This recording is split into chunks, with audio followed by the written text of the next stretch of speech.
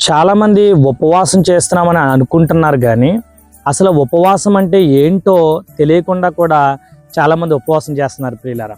ఎందుకని నేను ఈ మాట అంటున్నానంటే, దేవుని యొక్క లేఖనాల్లో ఉపవాసం గురించి మనం గమనిస్తే, దేవుని యొక్క లేఖనాల్లో ఎవరు వాళ్ళు చేసిన సందర్భాలు, పరిస్థితులు ఇవన్నీ మనం గమనిస్తున్నప్పుడు ఒకటి అర్థమైందండి.